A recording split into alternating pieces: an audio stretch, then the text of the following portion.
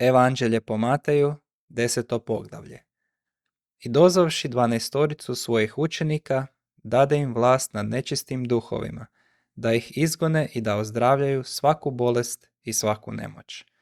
A ovo su imena 12 apostola.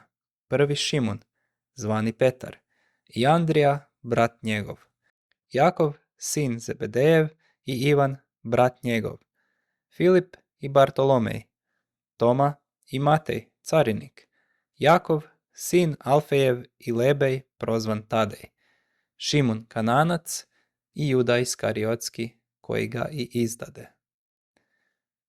Tu 12 posla Isus zapovjedivši im govoreći: Na putu pogana ne idite i ni u koji samarijanski grad ne ulazite, već pođite radije k izgubljenim ovcama doma Izraelova.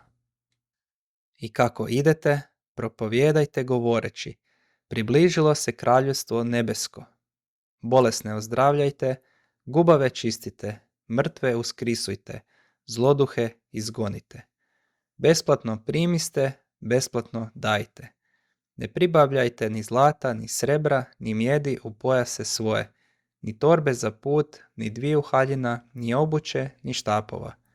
Ta vrijedan je radnik hrane svoje. I u koji god grad ili selo uđete, ispitajte tko je u njemu dostojan. I ondje ostanite dok ne odete. A ulazeći u dom, pozdravite ga. I bude li dom dostojan, neka mir vaš dođe na nj, a ne bude li dostojan, mir vaš neka se k vama vrati. A ako vas tko ne primi i ne posluša riječi vaših, izlazeći iz doma ili grada onoga, otresite prašinu sa svojih nogu.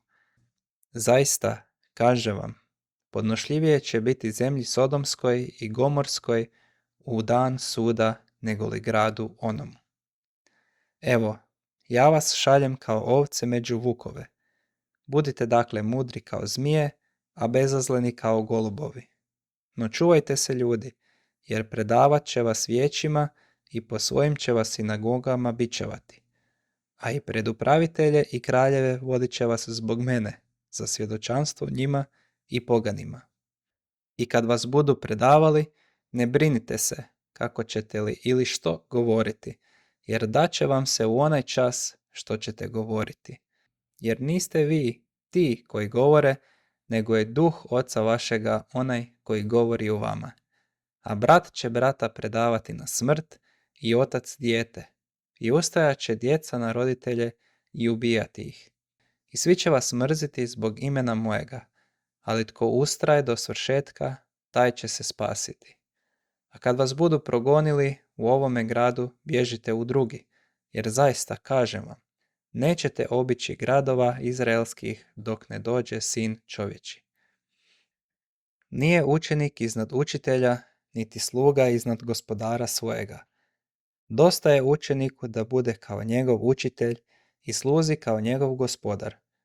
Ako su kuće gospodara zvali Belzebubom, koliko će više ukućane njegove.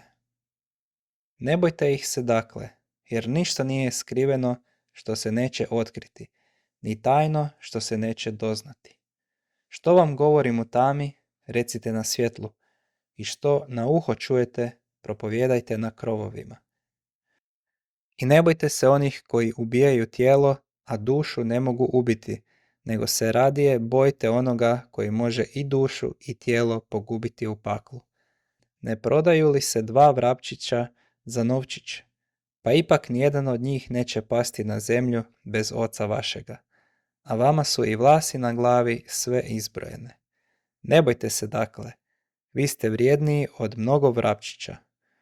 Svakog dakle koji prizna mene pred ljudima, priznaću i ja njega pred Ocem svojim koji je na nebesima. A tko god zanijeće mene pred ljudima, zanijekaću i ja njega pred Ocem svojim koji je na nebesima.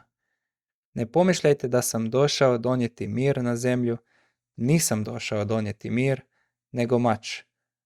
Da došao sam razdvojiti čovjeka od oca njegova i kćer od matere njezine i snahu od svekrve njezine. I neprijatelji čovjeku bit će ukućani njegovi.